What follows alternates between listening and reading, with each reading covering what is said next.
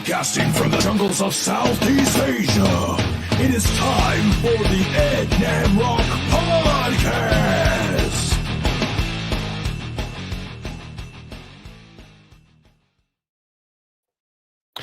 I remember in the movie Nutty Professor when I think he just hooked up a date.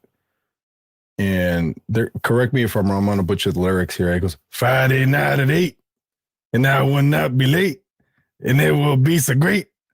Great. And then he's singing to the fucking microwave, doing all this shit. Well, anyway, happy Tuesday. Hopefully you got your tacos in. I know I didn't, even though I did eat McDonald's today. And don't fucking judge me for it, because McDonald's was one of my most 90s nostalgic fucking fast food restaurants in my entire life, aside from King Taco, of course. And then later I discovered the great Tacos Gavilan, but that's another story. One thing I'm gonna kick things off here with is I had a very snowflake-ish weekend last week, particularly Friday night. I discovered why I was in Facebook jail. And it turned out it was no colleague of mine from an old call center I used to work at. And he wound up reporting me. And Andrew McGinnis, my white boy, where the fuck you been? Oh, yeah, you live in Newport Beach. Thanks for the invite, bro. Thanks for the invite. I miss you. Can't wait to see your face soon, dude. No, Tacolita, I've never had it. I know you fucking told me about it, and I didn't go like an idiot. So I gotta check that out. Ian, you got reported by a Trumpy. Believe it or not, it wasn't. He's not Trumpy-ish. It's a he. I'm not gonna mention his name. I won't put him on blast because he'll probably report this fucking live stream, whatever. But I have reposted a meme that pretty much doesn't make fun of people with, that are on antipsychotics, but I'll add your name to the list at the gate. Thank you, Andrew McGinnis. Much appreciated. I'll be sure to trim my eyebrows. I don't know what I can do for you. So, yeah, Ian, it was,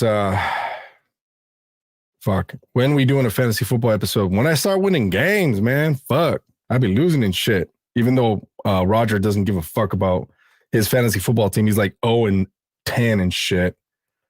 Yeah, totally demonetized. So anyway, I would show the meme, but I don't know what'll happen if I share it. And it's basically a picture of a bunch of girls with different colored hair, and they just look really crazy. And it said something, if your hair looks like this, if you look like this, your Laprazone Xanax is ready for pickup at CVS. That's all it said.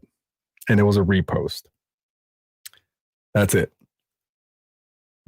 Taco problems is never a taco problem, but that's all it was. And, I talked to this person, and I mean, I don't know, Devin, Roger, hey, there we are. It was a form of bullying, apparently. And this person just so needed to teach me a lesson, right? Now that we're on the 90s nostalgic edition of the fucking podcast, Parlor, really? This motherfucker said Parlor. No, I'm not on Parlor, dude. Fuck no. If anything, I'm just going to live stream this shit, and I'd rather say it out loud and type it out because everything's sticking on the internet, even though this does as well. But I'd rather you see my face and me say it genuinely than type it out like some moron, dude. But like keyboard fucking warriors and snowflakes all over the place. But okay, Devin, let me just say this. You riddle me this, Batman. I'm ready. Was I wrong, man? Dude, people post memes that way worse than that on a daily. And thank you. Dude, it goes back to that old saying. I don't know if this is a 90s saying. I think it's probably 70s. If you can't take the heat, get out the kitchen. I've heard that in the 90s too. Like, what did we used to say, Roger? If was it if you can't I forget. We had a different saying in the 90s. I can't remember. But it was basically the same shit, dude. And the three of us are the exact same generation. We were basically the last of the Mohicans before the millennium fucking graduates. So Yeah. um, People's skin isn't thick anymore. FCC's in disguise, LOAK Karens. Carter joined us. What's up, Carter? People are whiners. Totally, Carter. Totally. And you should see now, Ian, shout out to Ian here. He's told me some horrid studio stories from Sony Studios where he's at. And I mean, that's a whole different podcast, man. And we got to get clearance for fucking talking shit about people like that too. So yeah, I mean, come on, dude. Really? Like, I can't talk shit about anyone. I mean, I understand, Devin. I can flex my First Amendment right. I understand that there does come with consequences, but doesn't mean I can't talk shit, right? Absolutely. What's wrong with that? It's our right. We can say whatever we want. And it doesn't mean I'm pro this, I'm anti this. It's my freedom of expression. Just kind of like how Two Live Crew dealt with this shit in the early 90s when fucking Me So Horny came out. I remember that. That was before cancel culture. Yeah. And then what is Andrew saying? Hey, remember when Dr. Melfi put Tony on Prozac in 1999? God damn. That's like the only antidepressant drug back in the 90s is Prozac. Now there's like 100 of them. Yeah, there's so many. And okay, Roger, I got reported and thrown in Facebook jail. And not only that, it happened again the following day on Twitter. I have never gotten a strike on Twitter. You know what happened, Devin? There's this video circulating and the guy's facing charges now. He's a Pop Warner football coach, African-American dude. He goes up to the little kid and just slaps him after fucking up on a play. Uh-huh. What? I commented on the fucking tweet. I'm like, hey, I coach football. I see this shit live. I'm beating this bitch's ass and taking his shoes. I can't do that on Twitter. I can't condone violence against someone. That's what they told me. Mm-hmm. What? You see a pattern here? Yeah. Twitter, Yeah. Facebook, Twitter. It's What's just, up, Anthony? You tune in right in time because okay, now let's go back to our 90s nostalgia here. We didn't have all this shit before. What was our way? Yeah, we used to talk shit to people's faces. All the dude, time. or we would write them a fucking letter. And if they didn't Or like write it, a they'd letter. if they didn't like it, then you talk shit about their mama. And then, maybe someone pushes the other person. Yeah. And then you live to fight it. That's it. You live to fight another day. That's it, dude. That's it, man. Okay, careful. Twitter's been bucking down on false and bullying stuff because of Shuffles the clown. Well, hey, I hate to blame this dude, man, but fucking Trump fucked it up for us, man. I mean, Yep. I can't believe you would talk. Okay, dude, just being smart here. Now that I'm getting the biggest shit like this, talker of them all. I know, and I'm like, dude, you're fucking it up for the little shit talkers, man. What the fuck, man? Fuck, dude. But he's in a bigger role than I am. I'm just a digital creator. That's my label. And that's exactly what I am. And we all have each our professions. And Salazar hit me over the helmet with a clipboard once. Yup. Have this guy come on your podcast. You know what? This makes a good point right here. Kudos to Coach Salazar. He's still coaching. I love him, dude. But everybody he's right about that, the keyboard shit, dude. People have grown big ass balls to say shit when they're not in your face. They'll say whatever they fucking want when they're typing something on a keyboard, and that's where a lot of things skewed into these huge tangents where cyberbullying comes into effect. Just other shit where people are just, reporting like someone reported you because they felt like you did something to them. It's bullshit. It is so much fucking pussy bullshit. It's like, dude, I mean, Devin, you've dealt with shit like this before. Yeah, but I was going to say, to piggyback off Roger, it's the same. It's almost the same. It's easy to bully behind a screen. Just like when you're in your car and someone cuts you off, you flip them off, you honk at them, you say, "Hey, motherfucker," and this and that. But if you were in a supermarket and someone cut you off, you wouldn't react that way because depending if you're in my supermarket or in Rosemead, yeah, and I have every fucking right to because I've been here for almost 20 years, but. It's like, dude, move out of the fucking way. Beep, beep. I even honk out loud with my mouth. I go beep, beep, like that. I think the carts should have horns.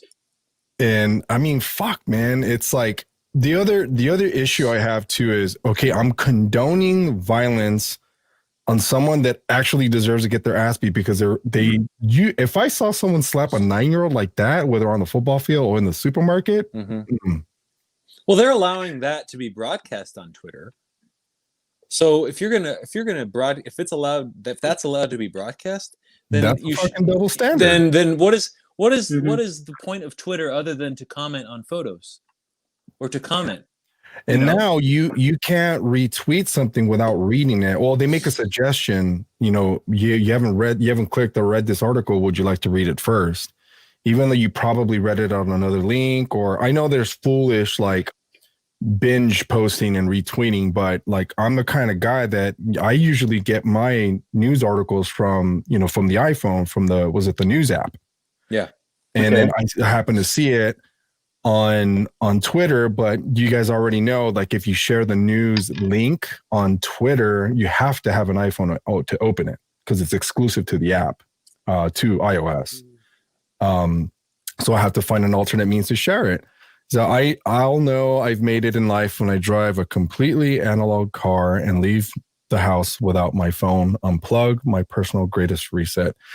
That would be awesome, man, because talking about nostalgia, I mean, we didn't have this shit in our pockets. We weren't doing this. We would have to pre-record, use analog gear. I mean, me and Devin and even Roger at one point, we're musicians. And struggling to record stuff back in the day. I had a 4-track cassette recorder that I had to steal from Mr. Narumi that I never got back. Did you ever have remembers it to this day, and he's going to kill me next time he sees me, and I owe him a fucking 4-track. Did you ever have the Tascam? I had the big one, the MK 424. I was man, I thought it was Phil Spector with that thing. I thought I was like, oh, Foo Fighters. We the Foo Fighters now. And, Roger played the baritone sax. Oh, God. And back then it was like, that's all. Okay, I remember this was the aha moment for me. Roger and I, of course, went to the same audio school. And he played a baritone sax on the keys for like just fucking always testing some shit. And trigger moment, a sample? Yeah, and it sounded like, dude, I'm thinking in my head, this sounds just like the shit that he used to play. I'm like, what the fuck? Like now it's in a computer. And I remember back in the day, man, loading up samples was not an easy task. You would have to physically bring in a player, and record loops and whatnot, and sequencing that bitch was it was a pain in the ass. Fast forward to today, Devin, like you can literally lay out a whole orchestra like right there in your bedroom while taking a shit. Yeah. The song I just recorded, I wanted string arrangements. So I went to the guy that you highly recommend, Heath. Yes. Yes. Yeah. I mean, I wish I had like 1% of his knowledge. Then I probably could have done it at home. I know there's programs to do, but yeah, I'm like, 20 years ago when I joined my first band, if we wanted string arrangements, I'd have to like put out a recycler ad for a cello player. Oh, recycler ad. Remember that? Penny Saver. I remember Penny Saver. He's like, do you play like Yo-Yo Ma or even remotely like Yo-Yo Ma? That's how Metallica was formed, on recycler. Yes. Wow. Andrew, Ed, how old are you? Surprisingly, all three of us are the same age here. We're each 39 apiece. I'm going on 40 in Feb. So is Devin. So, and actually in that order, it's me. No, it's Devin first, then me, and then Roger. When are you, Roger? Oh my God. Look at Roger. Look at Nadia. Oh my god! Go to accordion class. Miranda actually graduated from there. I only went there for one cute guy. Wow. I went to Damn. accordion classes. But no You guys bullshit. actually went to really? Yeah, but my dad pulled me out of there because all they were trying to do was get me to buy an accordion. Wow. Look at Carter. I remember when I was 39. Hey, but I took, okay, Carter was one of our instructors and mentors for audio school. And I took every single second. I ate it all up, man, because I'm like, okay, Carter has decades of knowledge. There's no way in hell I'm leaving this fucking room, even if my wife yells at me saying that I came home late. I'm like, no. I'm gonna pick his fucking brain till he gets yelled at as well by his wife. So but he would reminisce about a lot of analog stuff too. And but you know, going back to the bullying thing before we get into the whole nostalgic part, even in the studio, for example, Devin, back in the day, you know, if you had to do a take, you had to perfect your actual take. And if you had like someone producing it, or you had your bandmates like, oh, do it again, you're doing it wrong. Mm-hmm. I never really had a problem with that. I didn't get fucking butt hurt or nothing. You know, I did it. Shut the fuck up. I was usually the one that was doing that. Perfect, dude. I was the one that was going, yeah, that doesn't sound right. You know, well, Roger usually was the guy recording me during Dan, and Roger was like, "No, I didn't sound right. Do it again. Do it again. What the fuck are you talking about?" He goes, "No, you're flat," and I'm like, "No, I was not." And we would bicker back and forth until we got to a grooving point. Okay, hit record again. Okay, hit record again. That now you better. just go, fuck it, just tap the Melodyne button. It was Melodyne. We used Auto Tune, Waves Tune, even some stuff on Cubase. We used that. But fuck, man, like I remember even playing to a click track, Devin. I made sure I was in the pocket, not so robotic, and I got good at it. And then I discovered drummers that could not do it, even if there was tempo changes. I'm like, wait a minute, you don't play to a click? Goes, oh yeah, no, I'm not a robot. I'm like, I'm not saying you're a robot, but it's basically like a Thomas guide. And I just said something from the 90s, a fucking Thomas guide. Right. It's basically directing you to. I hated those. Yeah, I mean, it's a guideline. It's not not a requirement. It's not mandated. Look at Christina, she's back. Damn, whatever happened to recording over cassettes when you didn't record it right the first time? And what would you do if the little things up top were broken? You would stuff it with little papers, a little piece of paper. I used to have this little tape recorder. Fucking tape recorder you had. And I had, remember the Neo Geo CD system? It was my first thing that actually played music CDs. So I put CDs in it, and it will play over the TV. And the TV of mine had a speaker on the side, so I had to prop the tape recorder up on a book, hit record, so I could record CDs on a tape, because I couldn't play them in the car, or we would be able to, because none of us had a CD player back then, you know. So I would take them over to your house and like, check this out.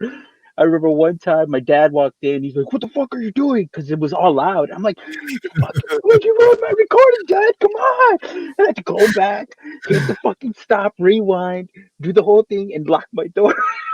It's crazy, man, dude. Look, this will hit home. Do you remember recording songs from K-Rock? Do you? Yeah.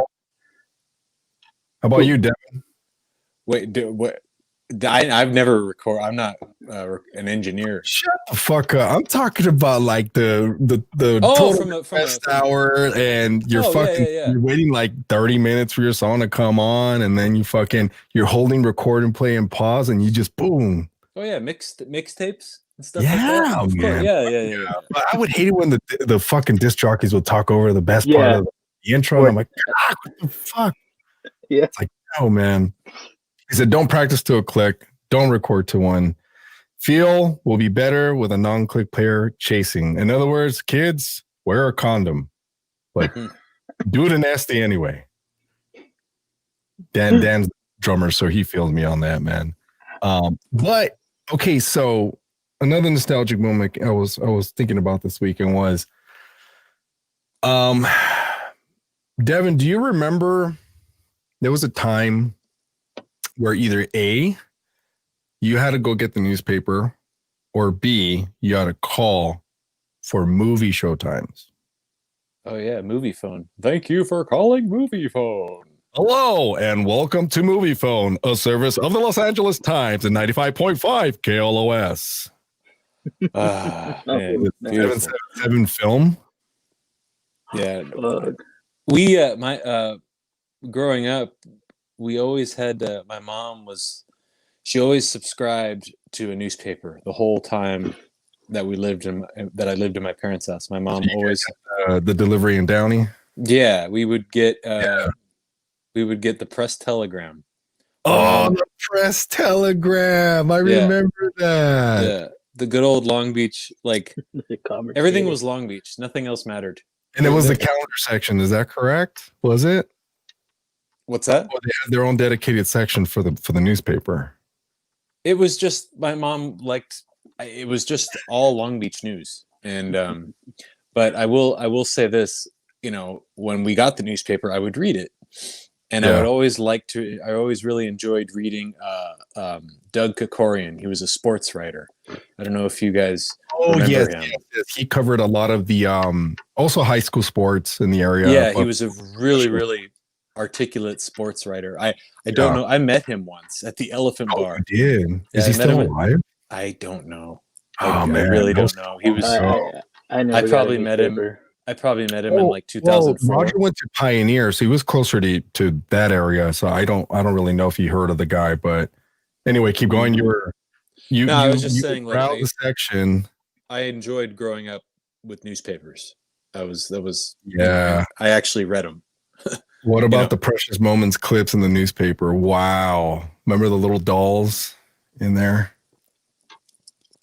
all the hyenas like that shit on. Yeah, they did. They would put her in their 3-ring binders.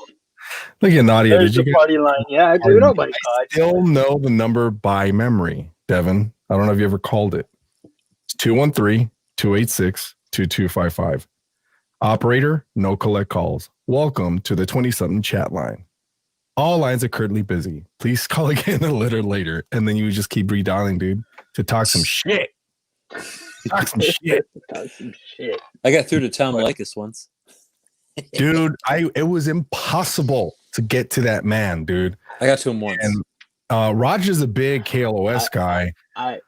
You're Heidi and Frank guru, right, Roger? Yeah. When I would drive like early mornings, I would always pop them on and listen to them, and it's actually pretty entertaining. Yeah, because Likas was like that for us. I actually was on the show. I got on the show. That's right. I remember. You fucking told me about it. You ass. Okay, so they had a segment where they said, "Has your best friend ever got drunk and hit on your girlfriend?" So people will call in. Well, according to this asshole, this fool here, he told me a story that when him and his now wife were first dating, it was at a Halloween party or something. And 2006. We're like a month and a half dating. I got so drunk that I don't even remember, but he said that, yeah, dude, you become a creep when you're drunk. I'm like, really? Yeah, man. When you look at women, he's like, when you're drunk and you look at women, all you see are pillows. I'm like, well, so what? He says, you know, you grabbed Jen's ass, right? I'm like, I did. He's like, yeah, you grabbed her ass. But it was kind of like this, and he went too low and he went like that, and I'm just like, what the fuck, Roger? And then she's all like, then he said that, oh yeah, no, he grabbed my ass, and Edgar wanted, I guess, to kick my ass or something. I don't know, but Jen's like, no, he's just Roger. Forget it. He's just drunk. Like, he's just Roger. No, I wanted to slap him. I wanted to slap his hands off, and she's like, no. I'm like, oh my God. I'm like, what are you doing, asshole? I told that story over the radio, dude, and they were laughing. No, to Heidi and Frank. Oh, Heidi and Frank. Oh, Yeah. And I'm like, They've been dude, around for a long time too. I'm surprised Roger got. I mean, I know a lot of people get through in the morning, especially for some reason. Let me ask you this question, Roger. Do you remember redialing back in the analog days to get through to a station as opposed to now using your cell phone? How it's much quicker now? it's actually quicker on the landline. Is it? Yeah, it is. It Wow, is. It is interesting. because if you redial from your cell phone, it has to ping. It has to ping into the towers for it to go. So it's just quicker going down the landline. You know, when I was working at GameStop back in 2013, KLOS would have these radio giveaways, and one of my coworkers, she'd be listening to it, and she's like, "Oh, they're doing this," so she would get on the store phone and just dial, and then hang up and redial, and she would get through. Yeah, Really? it's a lot quicker on a landline. Yeah. Oh shit. See, I never really knew that a landline was quicker for some reason. I know nowadays what people do, especially if they're like in the same classroom or the same group of people, everyone does it, round table type of shit. And that's usually a lot quicker. But let me share this this article I found. I believe it's from Best Life or some shit like that. I'm gonna show you guys what I found. Very interesting shit. And this one is titled 28 Facts That Will Overwhelm You with the 1990s Nostalgia. It reads, we bet you didn't know these weird and wonderful facts from the 90s. There's some pretty fucking interesting shit here that I wanted to share with you guys. Like, for example, let me scroll down where is that Friends? yeah, it is actually. Okay. That's Cheers. I don't know Oh, if everyone Cheers. My bad. Yeah, Cheers, of course. This is in 1999. A gallon of gas was $1.22. For A fucking gallon of gas. What is it was the girls on $1.22. Instagram say? Take me back. Take me back. Hashtag Go take me back. Thursday, even though the picture is supposed to eat last Thursday. Well, I remember shortly after 9/11 happened, gas was down to under $1. Do you remember that? Was it really? Yeah, it got really low after 9/11 Shit. happened. Uh-huh. Whoa. How does that work though? I don't know, man, but I had a Chevy Lumina. And Oh my God. I used to fill that fucker. Gas eater, bro. It cost me $20 to fill that tank. I don't even know. What was $20 back then was the equivalent of like what, 40, $50 right now? yeah. Yeah, right? Yeah. Depending on the car. What Depending on about the 99 cents? Fuck. my Those were the Camry is days. an 18.5 gallon tank. Look at Anthony. Edgar, don't get started on 9/11. Well, as a matter of fact, That was I'm not my getting fault. started on 9/11 because that was 2001. That was my bad. Devin brought up 1993. Oh, right. Which was the actual World Trade Center bombing in the basement. Yeah. No, the parking lot. It was the parking lot. Was it the parking lot or the basement? It was into the parking. The structure underneath the building. Yeah. Parking structure. Structure. That's so fucking crazy. God, dude, that I remember that, but I remember it didn't fall like they wanted it to or some shit like that. Right. But that's crazy. So that building was already being attacked way before 2001 hit. Yeah, they had their eyes on it for a while. No shit. Mm-hmm. What the fuck? They killed 6 people. The Macarena was so popular that even Colin Powell, I said Colin Powell busted a move. Remember Colin Powell? Oh yeah. Yep. Yeah. Wait, does he go by Colin or Colin? I have no idea, but I remember they were making memes of Colin Powell back when 9/11 hit and they were bombing the shit out of Iraq. So back when memes were little animated fucking diddles here and there and they look really cheesy, but they were funny. Yeah, I found that, and then let's see, scroll down a little bit more. Of course, how can you forget this man? The split You know where screen. I saw that? You know where I saw that? In the keyboard room of the music class at Eastmont. What, the room, no, the verdict.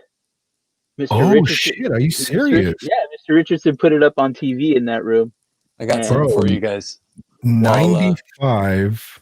What is it? Show us, Devin. Hang on, you guys sure keep it's talking while I nostalgic. while I He try to probably find has it. he probably has a newspaper fucking clip of not guilty. Watch. Oh, it's better. It's you're warm. You're very warm. But There's no way OJ did it by himself. All fingers pointed to his son, apparently, dude. Okay, That so is fucking crazy. while Hold on, we're let me on stop sharing so you could show me. Hold on, what is it? okay, now we can't talk about the '90s unless, of course, we talk about these little bad boys. Don't tell me those are actual pogs or slammers. They're both. Oh, those are, oh my god. Oh fucking way. Let's see that. Why This do you is still like- have those? Dude, I got like hundreds of these bad boys. You kidding me? I got so many I got slammers that weigh like 5 pounds. I remember originally before they were even called pogs, they were called milk caps, right? Yeah, just bottle caps, milk caps. Mhm. They originated. These are all in mint condition. I never played with them. I just collected them. My dad used to make them. it. I entered a fucking tournament in Knott's Berry Farm and I came in third. Some dude, some man child fucking beat me. I remember Ralph. Mario Cookie. Ralph My won dad all my whole Had an stack. OJ mugshot slammer. Oh, Yeah, here we go. Oh shit, there it is. Wait for it. Wait for it. no fucking way. It says not guilty. Oh my god, that is fucking awesome. You have it, dude. Whoa. TV's. Oh man, that is fucking great, dude. Sorry. If that's I gotta, the like- fuck, Turn my brain around. that's it, bro. Look at his face. Wow. Do you remember when he started? Hold on. making I got fucking- another OJ one in here somewhere. Oh my god, this I had to dig. I gotta really dig though. It's a picture of the Bronco and it shows someone like doing this. no. Yeah, I don't know which case we Hey, may who be. was in the car with him driving. Hey, Al Cowlings. Was that like his buddy, It was his buddy. Yeah, he was just like he was kind of a or he's just some dude milking him for money? Probably. yeah. 'cause He was was rich. just like his number one fan type of guy, I guess. Dude. They even had the 95 same Bronco. They million both had the same people. Bronco. That's so crazy. It was like yeah, dude, it was Nicole Brown Simpson and her friend Ron Goldman. And fuck this dude, there's no way. Here's the thing is the more I actually analyzed his case later, I don't think he actually did the killing, but yeah, he did hire somebody. Hmm.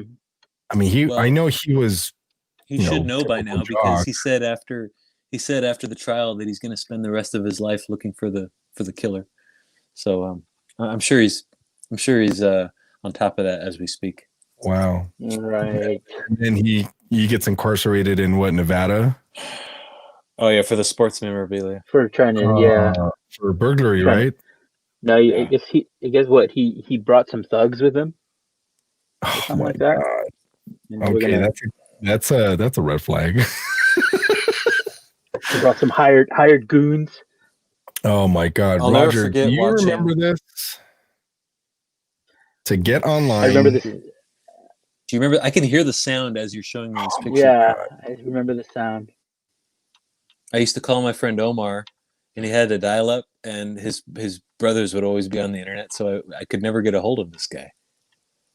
And I was like, can't you just get a pager or a cell phone or something? No, man, I can't afford it. Like every time I call your house, he had like 4 brothers, and they were always on AOL, and I could never get hold of you. I got to drive over to your house. With this shit though, like you couldn't use the phone because it would disconnect the fucking the dial up. Yeah. So you had to get a scooter. Usually you had to get a separate line. A You would have to separate get a- line, really? You had to get a whole other line for it. Yeah. When we got AOL internet in our house, and AOL chat rooms and fucking Yahoo chat. Remember? Yeah. Yeah, Yahoo was an instant messenger. met a lot of women through that. Oh my that god. route. ASL. That's all it. ASL. Age, sex, location. Location. Yep. On Like, your where you at? face. Where you at? I'm in Commerce. Oh, cool. I'm up the street. What your address? And then you would have to call from a payphone. Or you would use one of these bad boys right here. That's how we used to get weed. We used to The go to Stonewood pagers. Mall. Yeah. We used to go to Stonewood Mall, and then my friend Adam would call the dude's pager through the payphone in the mall. And then we'd all sit there on the bench trying to not look like delinquents. And all of a sudden the phone would ring and pick up. Yeah, what's up? And then he'd see a car drive by. He'd hop into the car. He'd go around the mall like one lap, and then he'd come out the other side, and then we'd go and. Wait, so how would he call you? How would he call the payphone? He would call. Okay, so he would page him. Yeah. And then he would probably be at his house. I know he lived in Downey. So then he called from his house. And he's like, "Where are you?" "I'm at Stonewood," and he'd be there within 5 minutes. No shit. Yeah, we you remember, you know where Rockin' Brews is now at Stonewood Mall? Yeah, But that's where what used to be there before? What street? It used to be a Chinese buffet, and it was really good. Yeah. Oh yeah. Okay. The Sears side? Are you talking about the Sears side of? Okay. Yes. Yeah. Isn't that, what's the name of that street? Is it Durfee? Woodruff. Woodruff. That is Woodruff. Yes. Yeah. Remember, me and Roger worked at Stonewood Mall, so we remember. Yeah, I know that place. I remember Acapulco's. Were you cell phone? Were you at a cell phone kiosk? He was a cell phone kiosk. I was at EB Games. I was the guy literally harassing everything and anything that came by my kiosk. All the girls? Everyone, especially all the girls. All of them. Was it Singular Wireless? It was Singular, AT&T, and T-Mobile. So whatever you qualified for, we basically, we had it there for you. It's basically like a swap meet for cell phones. So is Sprint now no longer Sprint? Because my phone still says Sprint on it. It's T-Mobile now. I got bought out. I got acquired. So I worked for Sprint for almost roughly like 3 years. Mm-hmm. The service was cheap. It was shitty, but it was cheap. It was affordable. They had good phones. Their phones were awesome. Like to use them offline or on Wi-Fi. Other than that, I remember to get acquired by T-Mobile was probably a good thing because their data is just like really, really good. So, but here's the thing: is Catherine Zeta-Jones used to advertise for him. That sold me. Remember that? Yes. That sold me. What was the old Sprint commercials with? Damn, dude, what's her name? I forgot her name. And remember, there was the little pin drop, Sprint. Pin in slow motion. Yeah, Candace something. Candace. God, dude, this fucking. I should know this. Candace Bergen or something like that. Something like that. She was also I think she was a comedian and also a show host. She was an older woman. Yeah. Oh, she started Murphy Brown. That's right. Okay. Yeah. Yeah. I forgot her name, but it must be. Oh, there's Cheers. Let's see. 1993 Cheers series finale was the most watched television episode of the decade. I remember I missed this episode. I don't know what happened. Got into it. Oh God, you remember these guys? Is that NSYNC? Wow. Yes. Oh, Backstreet Boys. Whatever. No, that's Backstreet Boys. They were the best-selling artists in 1999. Aladdin was the best-selling VHS tape. Remember they played that at Eastmont? Yes. In the auditorium. Ask me where I saw Aladdin. Where did you see Aladdin? El Capitan, putos. No way. Hell yeah, bro. Man. Big shit. What about, big time, bro. Look at that. What about 1-800-COLLECT? Holy shit. Remember the 1-800-COLLECT commercials with Al Bundy, with Ed O'Neill? Wasn't there like 10-10-3-2-1? No, I remember it was Hulk Hogan. Wasn't it Hulk Hogan? Hogan was one of them, and then Ed O'Neill got him. and he had that big bodybuilder in the beach. Remember, I have to make a call, but I left my change in the blanket. Remember? And your tootsies can't handle the heat, huh? No. You remember the movie Dutch? Yeah. Yes. Yes, Great. I totally remember that. Wait, this is interesting. I didn't know the NSA thought Furbies were a security threat. Why? Because they would says the respond to you. In 1999, when more than 2 million children in America owned at least one of these talking toys, the NSA declared the Furby an international threat and actually banned people from carrying them. According to CBS News, they were trying to prevent the Chinese government from installing secret listening devices into the Nothing's Furby fucking changed. that they were manufacturing. Look at this shit. This is going on back in 1999, Devin. 1999. Nothing changes. Nothing. It So just what? gets better. Was Teddy Ruxpin a fucking Chinese spy? Oh, fuck. Or the fucking what was it, the mochi cheese. Remember those? I've always wanted a Teddy Ruxpin. When I was a kid, I accidentally I was riding on my bicycle and I accidentally bumped my friend's Teddy Ruxpin and it fell into his pool. Oh, back then that was like a $30-$40 fucking. His eyes were all like rolled back, like the thing literally looked dead. So my mom made me go and buy him a new one. It must have been so traumatizing, man. Christina brings up treasure trolls, dude. You want to know something interesting about those things?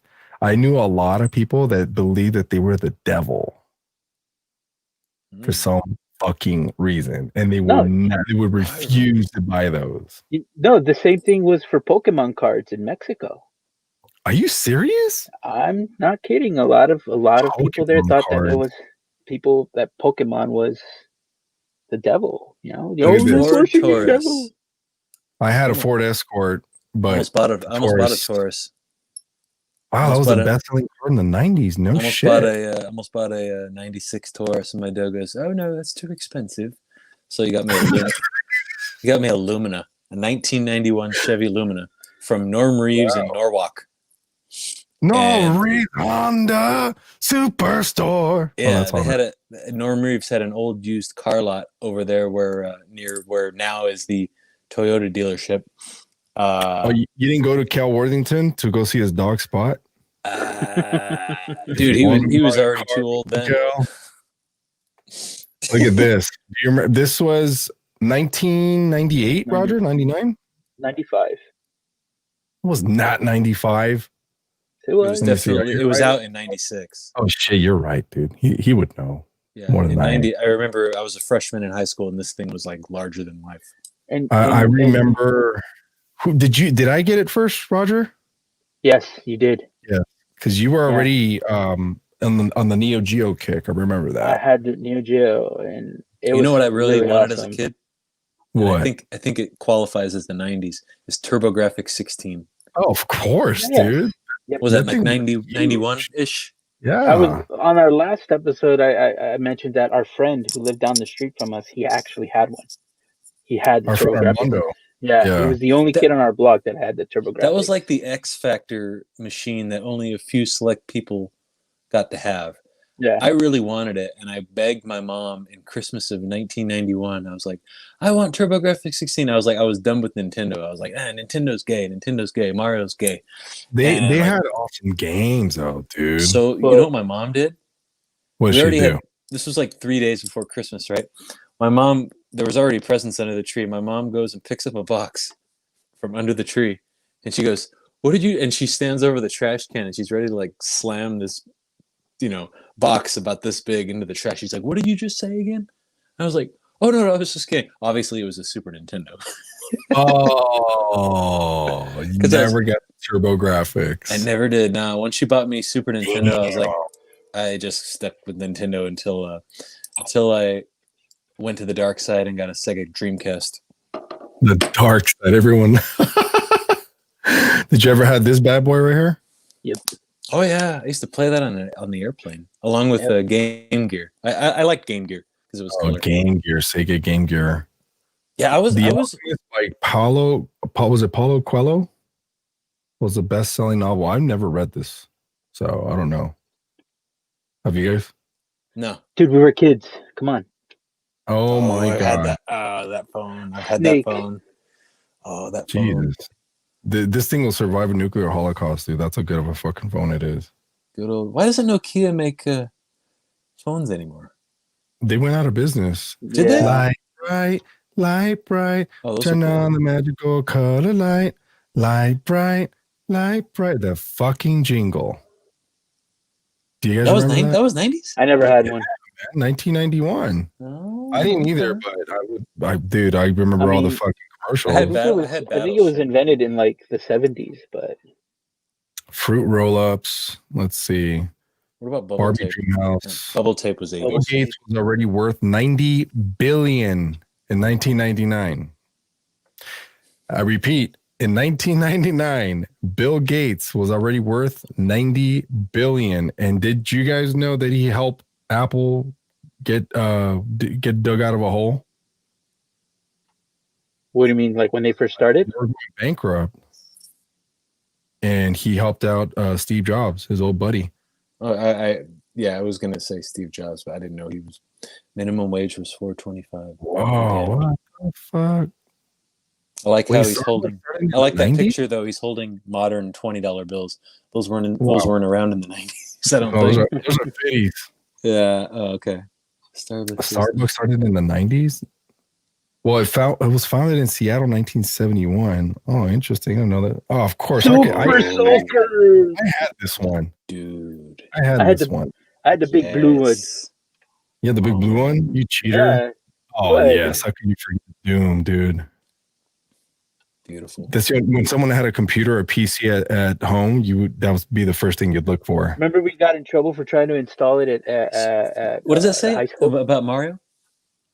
Oh, yeah, I remember that, Roger. A 90s survey found that more children recognize Mario than Mickey Mouse, and that's 100% fucking true. Because way to go, my son is all about Mario. Yeah. He's kind of he still loves Sonic, but he's kind of like, yeah, Sonic's kind of like an afterthought for him right now. But everything is fucking Nintendo. They should have a Nintendo Disneyland. I mean, well, they're building one at Universal, but they built the big one in Universal Studios Japan. It's opening in February. Yeah, Super Nintendo just in time Land. for our 40th. Yeah. This is shit. When I started working in 95, 96, I was making $5.75 an hour. Wow, look at you. Where did you work? No, Nadia. Fuck. Yeah, I know. Where did you work, man? Let me give you $10. Tens of dollars. Oh my god! She must have been the manager. They used to give those. They used to have those at Carl's Jr. Vanilla Ice's Ice Ice Baby was originally a B-side. Did you guys know that? No. It was not meant to be a single. I wonder why, because they used a sample. Is it the mood thing? Stupid mood ring. I never. I got that one, and I got this other one with actual pictures, like more nostalgic pictures. Oh, she worked at the bowling alley. Which one? Really late? Called back then? In Montebello, there's a very famous bowling alley, Devin, right there off of Beverly Boulevard. Mm-hmm. Okay, so in our neck of the woods, you're what, 5 freeway, you're what, 605. 5 were the 5 and the 605. 605. Mm-hmm. You would have to go north to northwest. So, and where East LA meets Montebello. Oh yeah, but on Garfield. That's kind of where, that's the area, of course, that we all, had our awesome teenage years. But even for us, for me and Roger growing up on, in the hood on Olympic and Garfield, we had a bus north to go to the beloved either shopping center in Montebello or the mall. And it was one bus. And back then it was 25 cents, I believe. Right? Yeah. No, yeah. It was 25 cents. Yeah. Nadia was a telemarketer when she started. Damn. Calling people in the evening to ask if they wanted to join a league. Beverly Lanes. Yeah, it used to be called Beverly Lanes. Now it's called AMF. AMF. Bought out, by the big chain. Adios, which is motherfucker. interesting because I'm like, what does AMF means? Adios, motherfucker. A Ass, drink. mouth, and fucking, or what? I don't know. I like to think of the blue drink. Maybe it's just the alcoholic in me. The blue drink is deadly. I think Rogers had one of those and didn't end well for either of us. Okay. Okay, so you're if telling you- stories now. If you go north No, on Garfield, if you Yeah. go north on Garfield, and you go under the 60. Yeah. That's technically East LA, right? It's Monterey Park No. East LA. Yeah. Okay. But, Okay. no, There's when a you bar go on up, the right called the Venice Room. Oh Yeah. yeah, of course. Yeah. that's That place Montebello. is okay. It's Is still it? there. Well, it's Yeah, I know. that is I went in technically there. Montebello, yeah. But I went in it's there about a year ago, and we grilled some steaks on a Monday. You can get a steak. You can get like a steak brunch for like $8.99. that's what it's there. That's what it's been there for, and I it's know. I historic. remember the Bolini's across the street from there. Yep, Bellini's, and Yeah. we're hoping these places survive, man. 'cause Or I'm- no. You would definitely remember the store across the street from there. You introduced me to it. Game Stuff. Remember that Oh, place? yeah. That's right. I used to always go there like every weekend. I would ride my bike to go there Yeah, just to like check out the new shit. sure high coaches spot. Yeah, that's where all the sure high school football coaches would get fucked up and come back when we're having the nightly sleepover and just come over and then just try to keep it together while yelling at us like this. That's I want to really go. I want to go to the Venice Room again, man. I hope that place stands the test of time. they That's a have really cool karaoke place. every Saturday, and I'm like, man, I've been looking for a local spot to jam out and sing some songs, and fuck, man, this shit happen. Mhm. But did you know that Nickelodeon actually ruled television at one point? I believe it. I That's used to hard watch. me to believe. I used to watch the Rugrats, Doug, and Ren and Stimpy every weekend. Wait, was Ren and Stimpy on Nickelodeon? It was on Nickelodeon. Yeah, I was. Uh-huh. Oh, I don't remember that clearly. It was pretty raunchy, man. I mean, Yeah, it it was there actually was- adult humor. and there was just something really disturbing about their animation. Like there'd be certain scenes where it's just like overly drawn and just super graphic. Yeah. It's just like it makes you it's cringy. It makes you cringe, dude. But All right, Steve, spot the celebrities here. I mean, I knew you could see the names there, but which one's Britney Spears? I'm gonna say the The one up top, Right. girl. middle and middle. No, this is Britney, I think. This is Christina Aguilera. Is this Kids Incorporated? I have no idea. This is the Mickey Mouse Club, actually. Oh, okay. This is Ryan Gosling. That's Justin Timberlake. I have no idea who the other kids I didn't are. know Ryan Gosling was part of that crew. I didn't know either until I saw the picture. Wow. Shit. Yeah. Clarissa Explains It All. Oh wow. Was that on Nickelodeon? Yeah, it was. Oh shit, that's right. I remember the studio was on Sunset, right there by the Palladium. Melissa Joan Hart. I remember Beavis and Oh, Butthead and Daria. Oh hell yeah. Furbies again. Oh yeah, McDonald's invited people to supersize their meals in 1992. They released their famous supersized fries and drink. The upside option stayed on the menu until 2004, and the fast food chain strive for healthier food choices.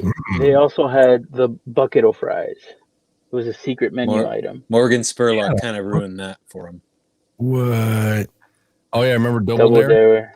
Double Dare. Family Funhouse. Funhouse was another one of those. Was Daria on Nickelodeon too? No, it was on MTV. No, it's MTV. MTV, right? Oh yeah, that's when they started kind of transitioning over to just sitcoms instead of music videos. I didn't even know the Warner Brothers Studio store even existed. I didn't even know that. There was one in the mall. Was it? Oh yeah, you're right. There was one in the You mall. remember that shit, Devin, or no?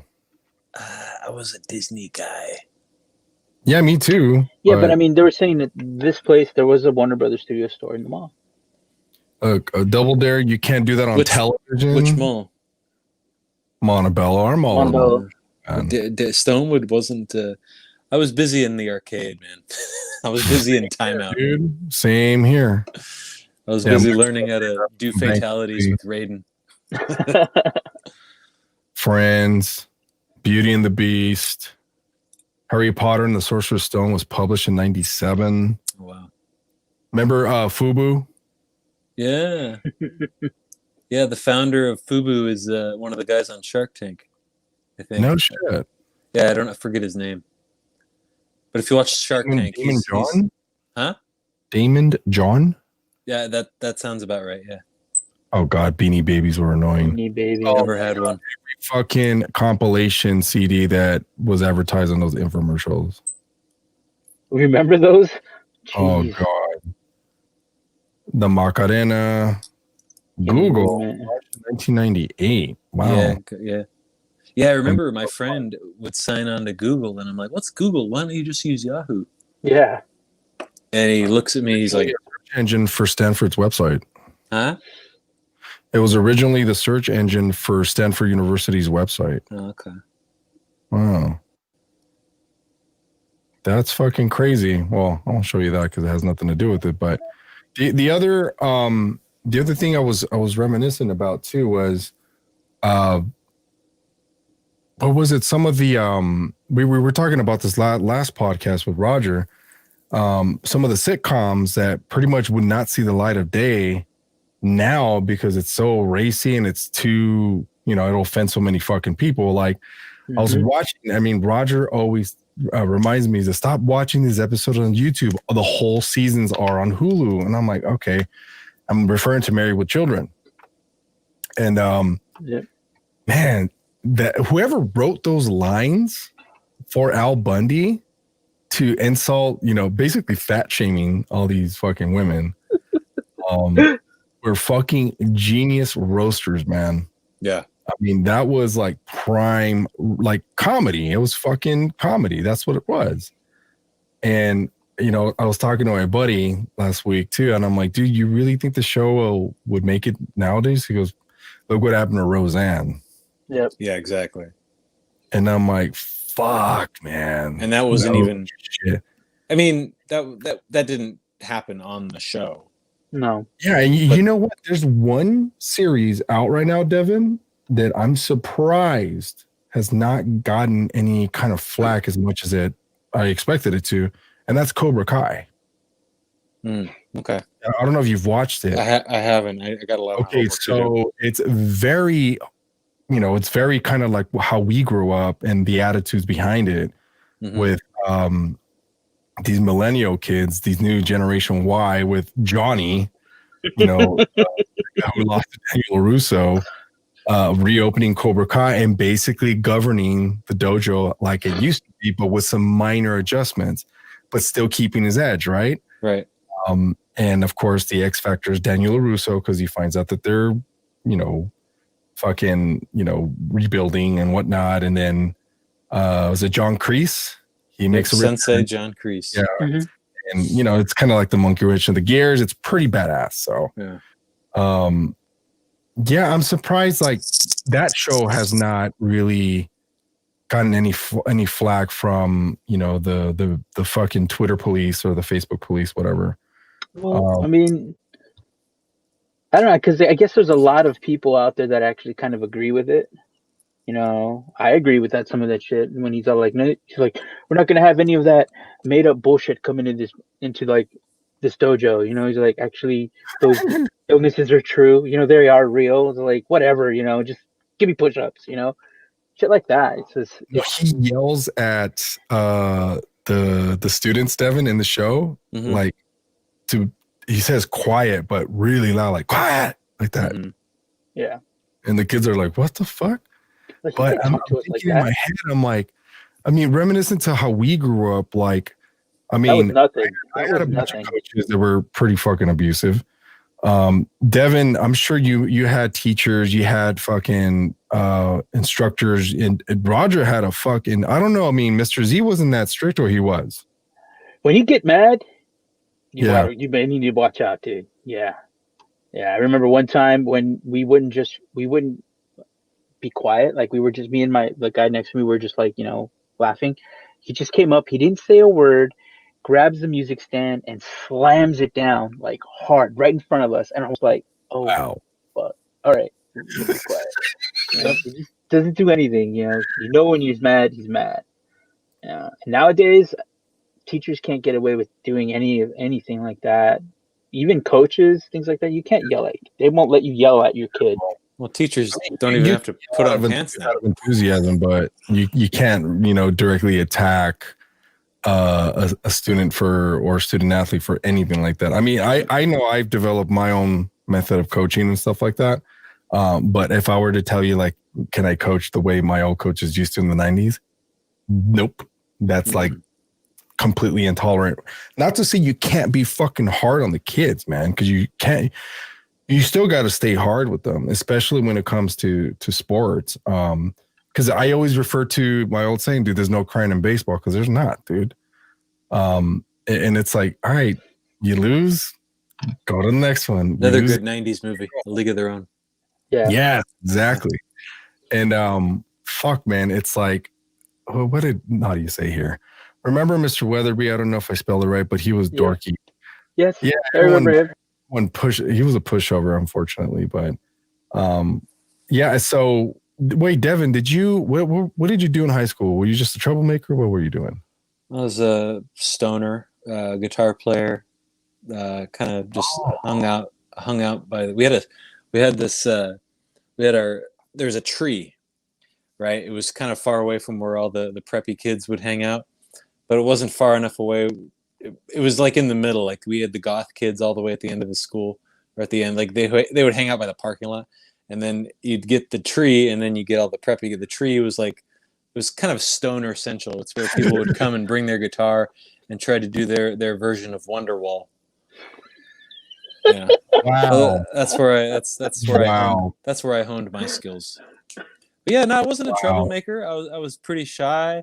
Started smoking weed, got a fake ID when I was a senior in high school. So I started buying I say the kids, I was a kid too. I started buying everybody alcohol. Yeah, man, I was a bad boy. I was a bad boy, but nobody knew that I was a bad boy. Grades at least? Huh? Did you at least get decent grades? I did okay. I kind of slacked off in sophomore year because that's when I started smoking weed. So I started kind of dipping into the C, D.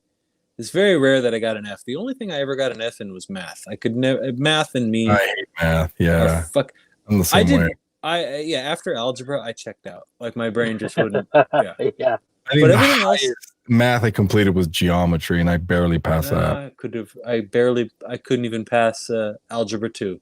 Yeah, I never made it. I never made it to algebra 2. When taking this class, I'm like, am I really gonna use this shit when I graduate high school? That's what happened to me when I was a kid. Like when I'd come home with really difficult math, my dad would look at the book, and my dad's pretty good with math.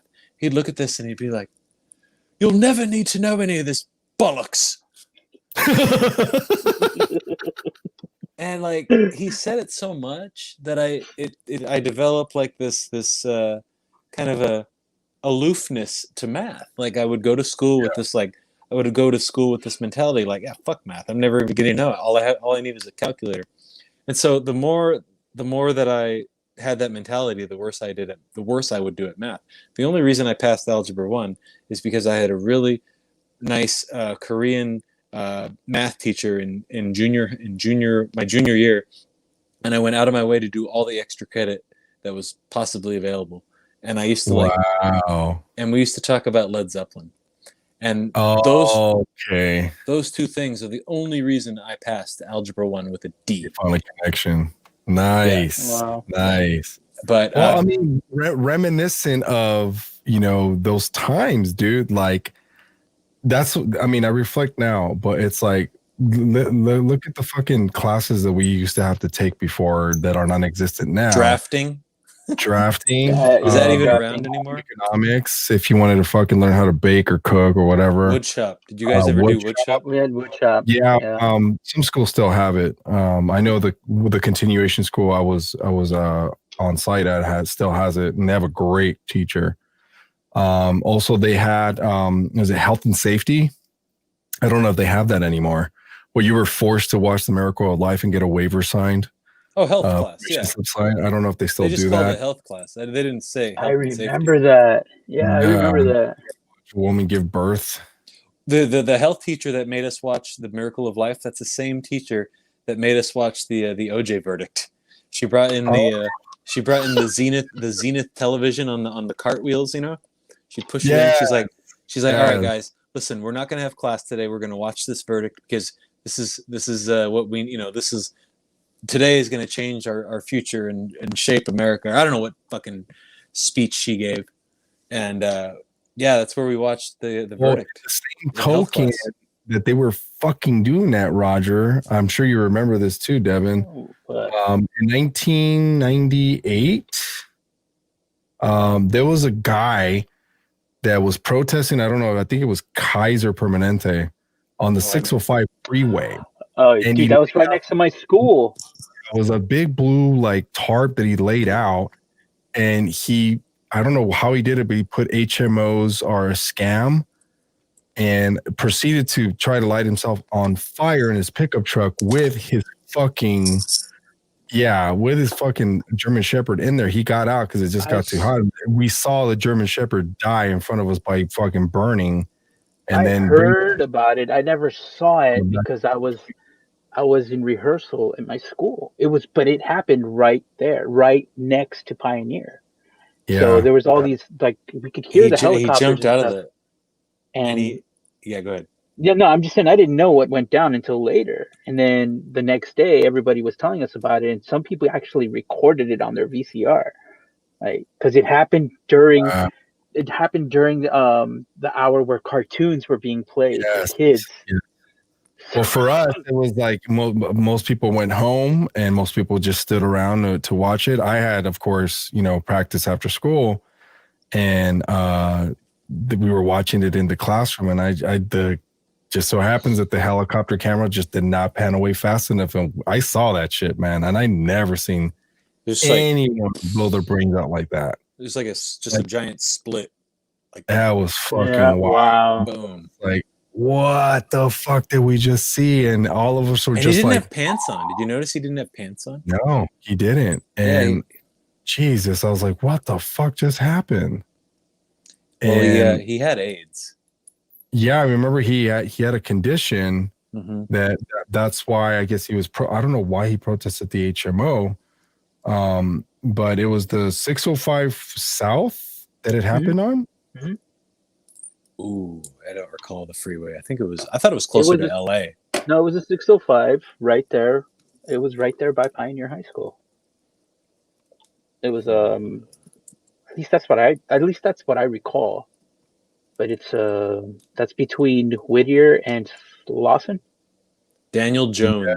That was his name, Daniel Jones. Daniel Jones. Really? Yeah. It says he died. Yeah, it was April 30th, 1998. God, he was 40. He was our age, fellas. He was 40. Fuck. Oh. Fucking A. Your health is your wealth. Daniel Lee Jones died by suicide on a Los Angeles freeway in 1998, which Harbor Freeway. Freeway. So I think it was the 110. That's what it says here. 605. So in 2002, Bowling for Columbine came out, and footage of his suicide was shown in the documentary. And the minute I saw that, Roger, it's like this weird PTSD that kicks in, dude. I just saw it and I'm just like, whoa, like what the fuck? Like it's just like all this stuff just flashes, like you see the whole entire day just unfold, like what you did that morning, what you ate. And I'm just like, you ever seen that meme of PTSD dog? No, you haven't seen it? It's very reminiscent of that meme. And I'm just like, holy shit. So this is what it's like. But he was suffering from both HIV and cancer. His neighbors and fellow workers were unaware that he had any health problems. So he confided to a friend in early April that he had found a flesh-colored growth on his neck. The doctors at first were unsure of its cause, but later confirmed that it was cancer. So he got hit with a double whammy. Yeah. And then he believed he was being misled by his health insurer and also told his best friend that he was HIV positive. So, fuck, man, this was crazy. This happened at 3 p.m. on Get a April lot of inner 19. demons. Wow. Yeah, it was right after school got out. I remember that. Yeah, dude. I was like, what the fuck, dude? And then there's that. And then, of course, fucking Columbine. Do you guys remember that shit? Yep. That, I remember I was in my car. We went to Real San Gabriel Park. School had gotten out. We went in my Chevy. I keep bringing up my fucking Lumina. Well, it's 90s topic, so why not? But me and my friend Moses went to Real San Gabriel Park, and we started smoking a bowl.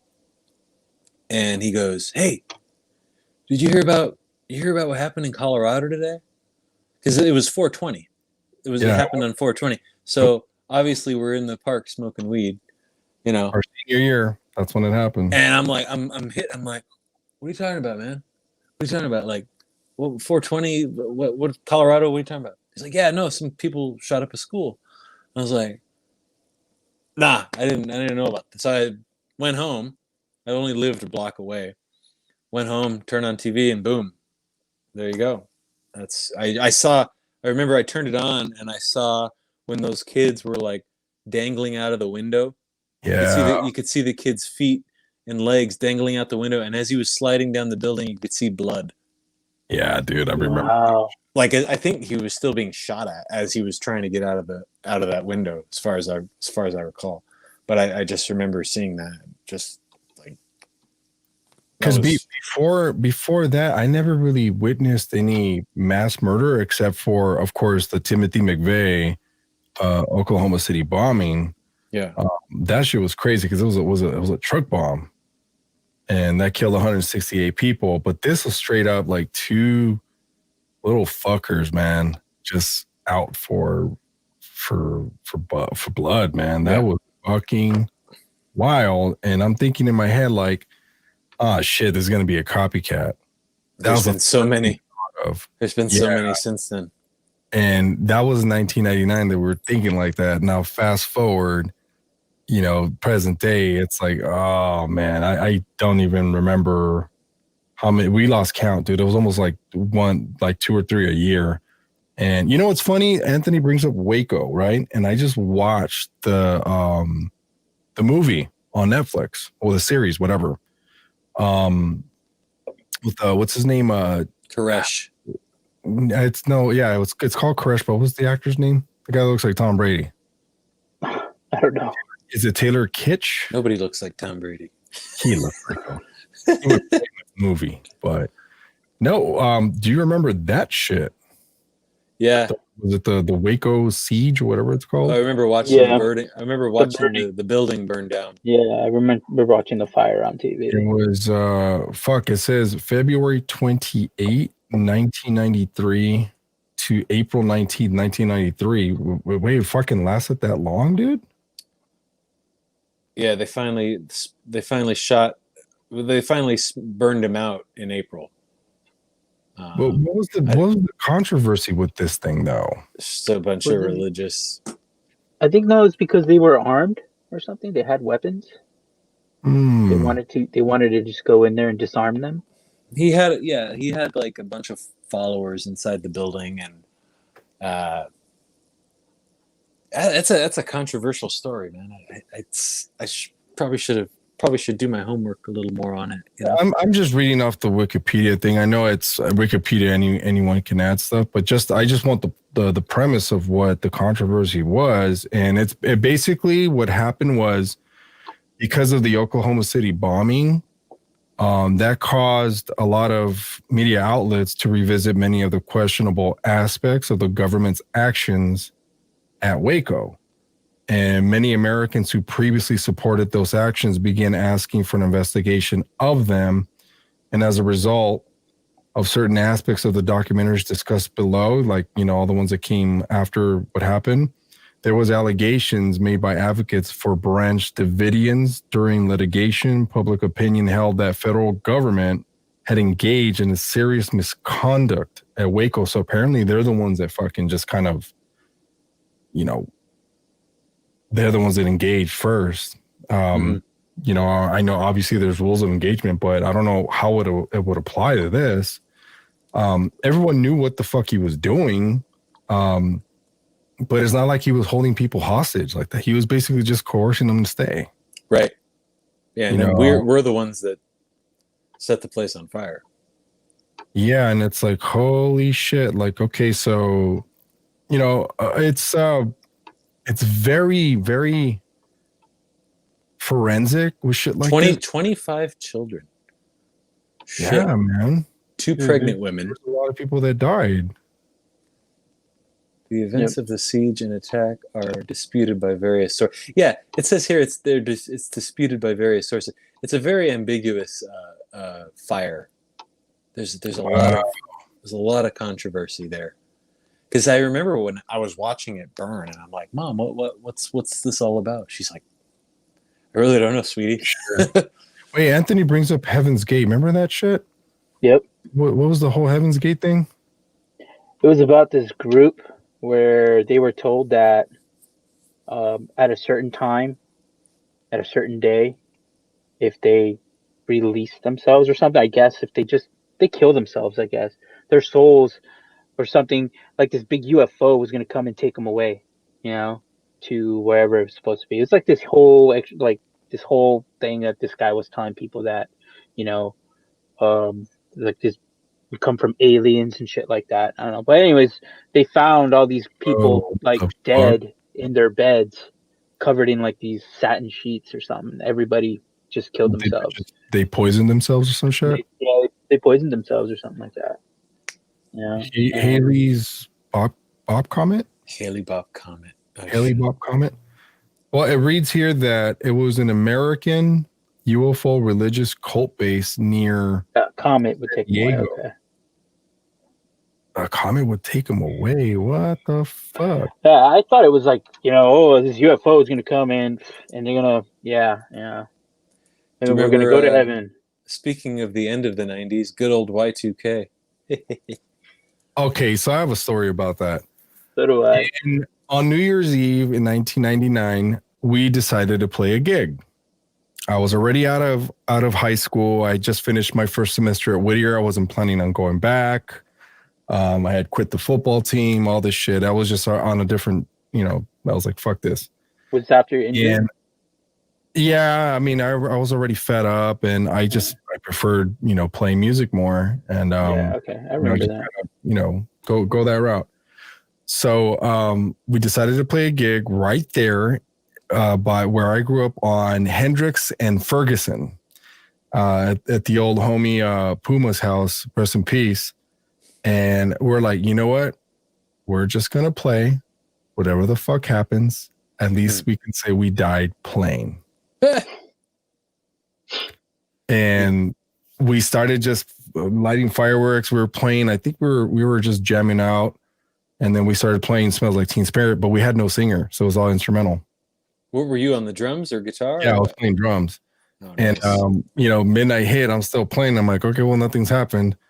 And then I'm like, all right, let's take pictures. We're alive. So we started taking pictures, and people were getting behind our drum kit and taking pictures like if they're part of the band. And we just kept playing, and I'm just like, okay, so what now? Yeah, I was like, oh, come on, all this for nothing. I was in a party in where the hell was that? I was at a party in Newport Beach. My friend had a house there with like about his older brother rented a house there with like 3 or 4 other guys, and we just I remember I fell asleep outside underneath. They had one of those gas lamps, the propane lamps, and I slept outside under it, and it was like super warm. I woke up and I'm like, all right, well, everybody's car seems to be starting, so and I drove home. And they had a New Year's Day on by U2. And I'm like, man, fuck Y2K, man. It's a bunch of bullshit. My mom would listen to George Norrie and all those late night talk show. Oh yeah, all that late night verbal diarrhea. And she got so paranoid about Y2K, she went and bought like a bunch of candles and perishable food, flashlight, fucking just flares, road flares, all sorts of shit that you'd need in a pandemic. Oh, hey, sorry. Okay. Yeah, no. Oh, shots fired. Shots fired. So, Call her up, see if she still has that shit. what's it called? I was tell my story. One thing about Y2K, I don't know where Roger was that day, but I'll tell you. Let me tell the story, dude. So yeah, I was gonna say like I was in Pico. I was in Pico with my at my uncle's house. We At Bill. always we would always gather every year, like tradition. Me and my cousin decided to play a prank.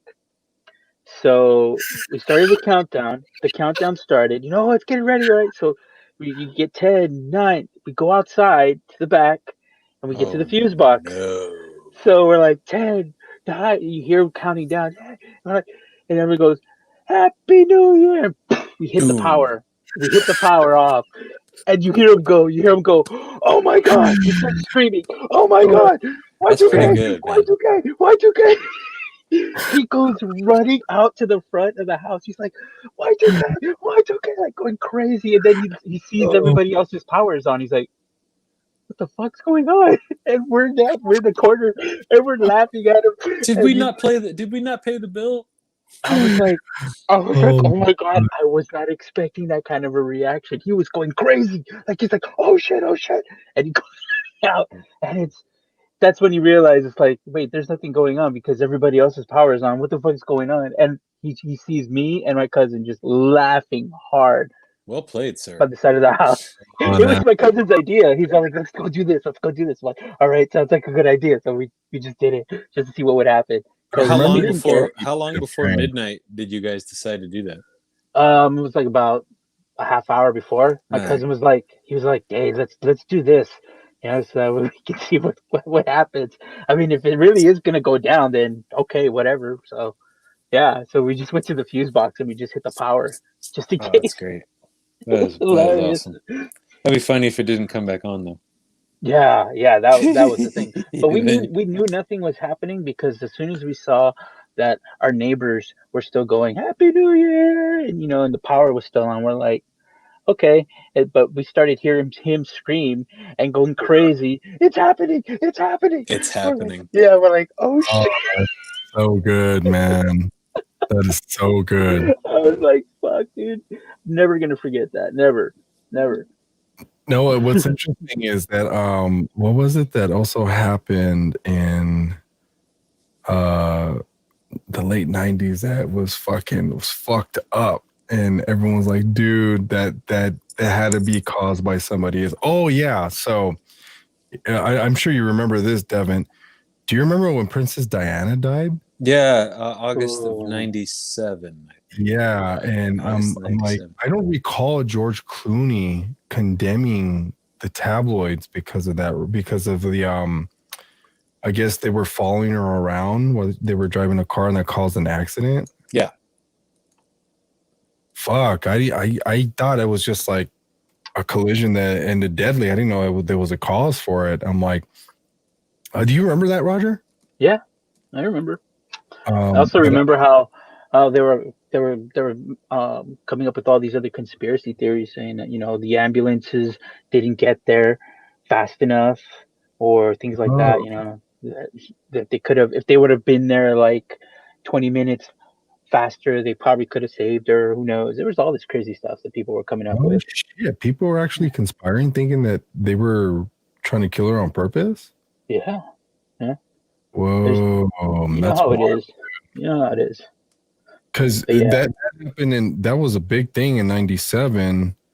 And then I think right after that was like, people were obviously in mourning and shit. And then fucking the Monica Lewinsky thing like followed like right after that. Yeah. In '98. And I remember going, what? Okay, do you guys remember hearing about that?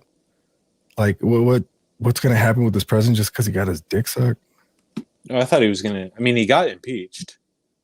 Yeah, but like, I was under the impression that they're gonna try to like get him out of there for it, but they never did. But he was impeached. His approval ratings went up. Huh? his approval ratings had gone up. Oh yeah, dude. Yeah. And I'm like, what? He's like, how can you talk about the 90s and not mention Biggie and Tupac? Well, reason why is because I still think they're alive. I'm in denial. I don't think they've ever gotten killed. If anything, I think they were. This is just my theory. It's a conspiracy, but I think those two, aside from being the most, talented MCs in the history of just hip hop in general, they had so much money, they were in too deep with the mafias, and they had to suicide or kill themselves. So I heard that about Tupac. I didn't know Biggie.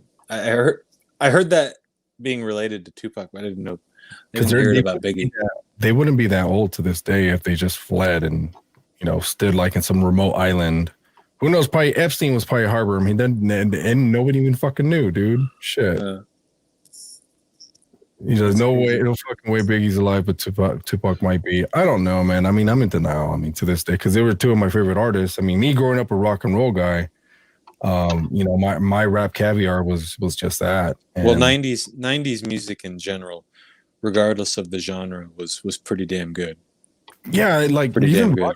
Roger was so hard to impress with hip hop because it just wasn't his thing. It changed. No, it changed during the 90s, late 90s. It became something else. It wasn't what hip hop used to be. What it was, how it started. It was a whole nother thing. It became a whole nother different type of thing, and it just, to me, it turned me off to it. I was like not into it anymore. So. Like I remember I showed Roger, what did I show you one time? You're like, what is this? I think it was a porno. No, besides that.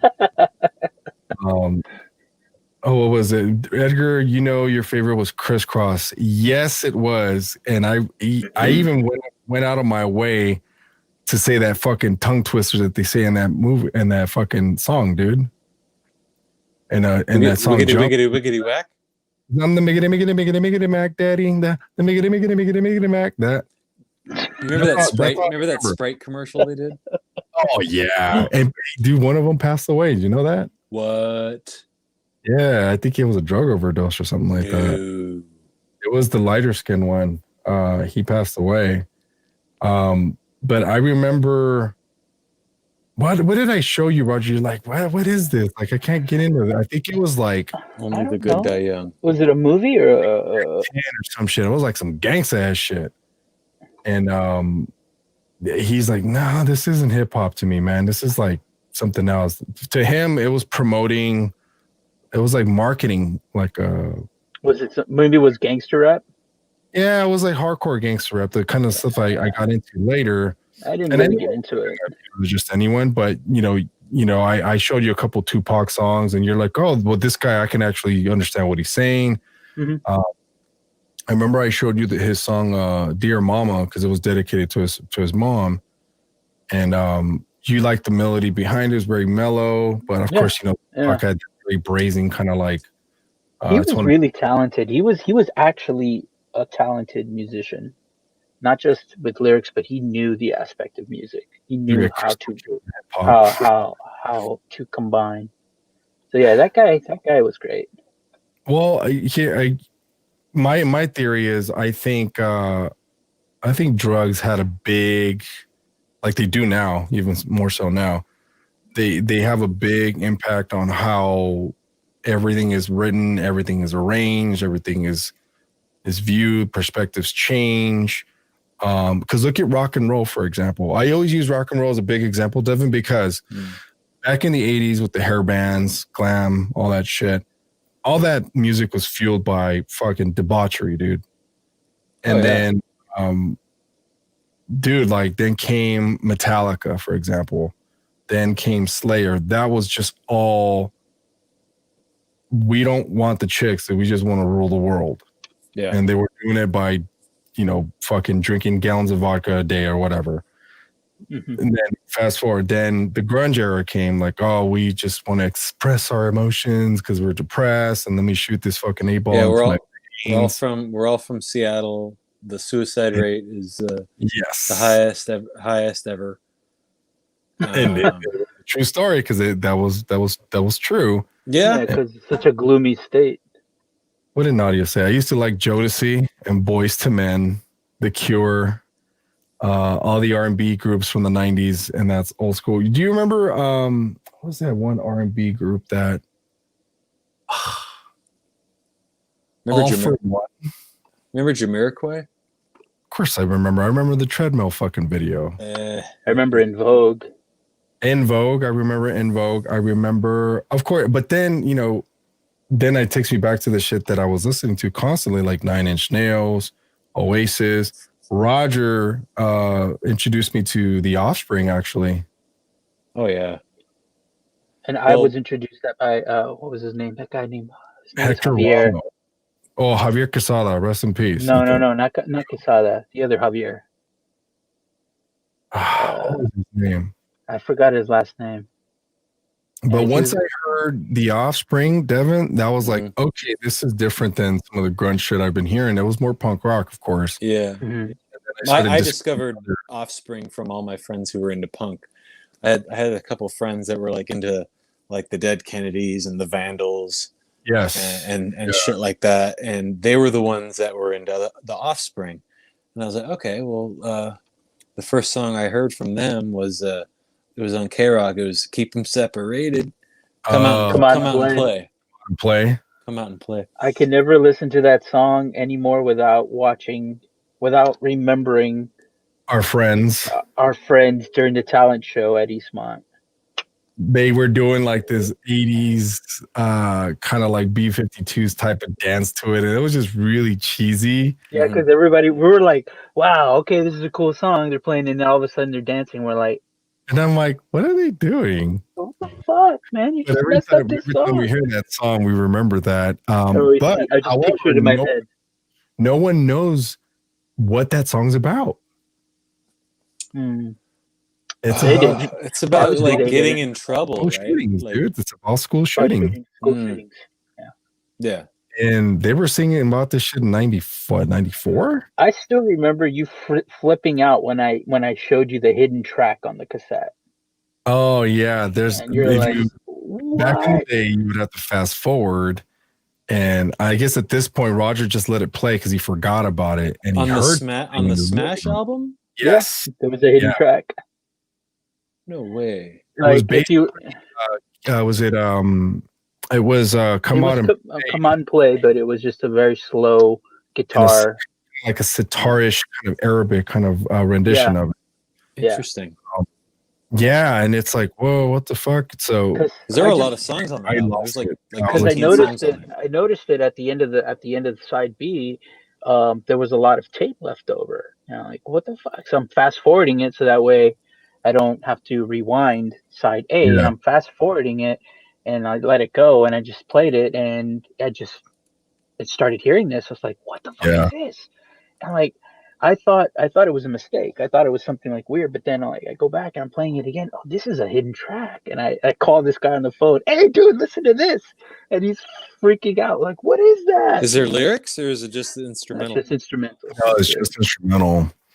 And then check this out, Devin. So we began watching a lot of American renditions of old Japanese animation, right? Mm-hmm. And then one day, I think it was 95, 96, he brings home the Street Fighter movie. Wait. The animated movie. No, hold on. I did not see that movie if it wasn't for Jason Arakaki from Eastmont. Yes. He had gotten it, the VHS, and he's like, dude, you should check this out. And it was the actual Japanese version. So I started watching it, and I was like, wow, this is Street Fighter. And because Street Fighter was a huge game, and I'm watching it, it's like, holy shit, there's a lot of violence in this. There's a lot of, this is a weird cartoon. And you never watched it, Devin? No, I didn't. Oh, it was the first. It was the first animated scene where you would see like fucking frontal nudity. I'm like, what the fuck? I was like, the only time I ever saw that was in the movie Akira. But I was like, holy shit! But I could not understand a single word they were saying. So finally, Raul Julia plays Bison, right? No, this No, was an animated movie. This is an Oh. animated movie. by And a company. and I pick up the movie at Suncoast, and I'm like, "Fuck yeah, it's in English! I can't wait to see this shit." And totally edited, like everything was cleaned up. I was like, "Fuck!" So I show it to Edgar, and he's like flipping out because of the music that's in it, you know. I discovered the fucking soundtrack because the first song that I hear in there, it was I think it was one of the first songs. It's Ken driving his Corvette, his convertible. Mm-hmm. And then you hear, ow, jun, jun, jun, jun, jun, jun, jun, jun, jun, jun, jun, jun, ow, jun, jun, jun, jun, jun, them bones from Alice in Chains. He's Alice in Chains. Yeah. And then, yes, and then followed by that, it was, I forgot what other, no, I think that's, but the ending of the fucking movie, it's Ryu walking away, right? Because he had just defeated Bison or whatever. But Bison shows up at the end, spoiler alert, in the truck chasing him. Then he jumps and he's about to kick him through the windshield and it freezes. And all I hear is doo-doon, doo-doon, doo-doon, doo-doon. Are you ready? Dun, dun, dun, dun, dun, dun. I'm like, my jaw just dropped. I'm like, what the fuck is this? Yeah. He was flipping out. We were like, wow. Like Corn. I'm like, what kind of name is Corn? And I picked up that first album, dude. I cried. I fucking cried because of that last fucking track, dude. I don't know if you guys ever heard that song, Daddy. I'm gonna listen to it now. Oh, dude, it's this. You have to. I listened to it on headphones. My mom caught me crying, and she's like, "What are you fucking crying about?" I'm like, and I had to tell her the whole story, and she's like, "Oh my god, that's horrible." And I'm like, for those that don't know, Jonathan Davis wrote a song in the studio with Korn at Indigo Ranch Studios that's no longer there, burned down during the Malibu fire, and Ross Robinson was one of the greatest fucking producers in the world at that point, in my opinion. And he got it out of Jonathan Davis to write a song about when he was sexually molested for years by his stepdad or some shit like that. Wow. And he pours it out in on the mic. He has a breakdown and they don't stop recording, dude. And the whole band is crying. You could hear them a little bit sobbing, and they keep jamming, dude. Yes, it's really fucking dark, man. I'm just like, oh shit. And then I picked up the second album and I cried again. Because there was just some dark shit going on there, man. I was like, whoa, what the fuck? I'm like, okay, I need to pick something else up. So I picked up, I think it was Jar of Flies from Alice in Chains. I forgot which one. But that's when I forgot what album was, but that's when Wood was in it. Man in the Box, all that shit. And I was like, okay, it's a little bit better. I ain't crying no more. All right. They were good on it. One thing I remember. One good thing I remember. I know, right? One good thing I remember about the '90s is MTV Unplugged. Oh yeah, dude. That was such a awesome thing to watch. What was your favorite Unplugged? I would say either STP or Alice in Chains. I think for me personally, it was Alice in Chains. Yeah, they were really good. When they opened up with Nutshell. So yes, and that was like, I was like, I wanted to cry again, bro. Yeah, the bass line in Nutshell is just fucking awesome. Pop-up video on VH1. Do you remember that? Pop-up video on VH1. I remember that. Which one was that one? It was when there'd be a music video, and then these little facts would pop up, like, oh yeah, and it would tell you something about the artist. I hated those because I couldn't read them fast enough. I'm like, what did it say? He's like, I can't see it. I'm like, no, I'm reading it and it goes away. It's like, fuck. All right, fuck that. Back when what was it? Remember Total Request Live with Carson Daly? Remember 120 minutes? Yes. Oh my God. Roger. So do you remember the old disc jockey at K Rock? His name was Carson Daly. He was dating Jennifer Love Hewitt. He was the man. Shit, dude. I mean, at this point, I think in the late late 90s, Roger was more in tune, of course, with chicks. He was trying to, always trying to score. Yes, don't lie, Dick. Yeah. And then but he was a band geek, dude. So he was devoted to that. And I saw how serious that shit was. I'm like, oh fuck. Like I thought playing sports was a discipline. I'm like, dude, I'm like, I didn't know you guys have Hell Week too. He goes, yeah, and we have to sit in the sun for hours. You guys at least get a water break. And I'm like, oh shit, like this is torture, dude. Like, what the fuck? I remember the summer. And he got more into that. Of course, we were still gaming. Yeah. I was the one that tuned in more to the pop culture stuff because I had more time. He was always at band practice, dude. I was either school or at home. I couldn't do shit, man. I couldn't go out. And I had no idea, Devin, that playing in band, you were in concert band too. Marching band. Marching band was a fucking commitment. You were married to it, dude. Yeah. You're supposed to memorize your position on the fucking field, memorize your music, memorize how to move, memorize your where and listen. And you have to listen to the music playing with a huge crowd outdoors, and you could not hear it clearly. So it was all basic muscle memory. Every day you would just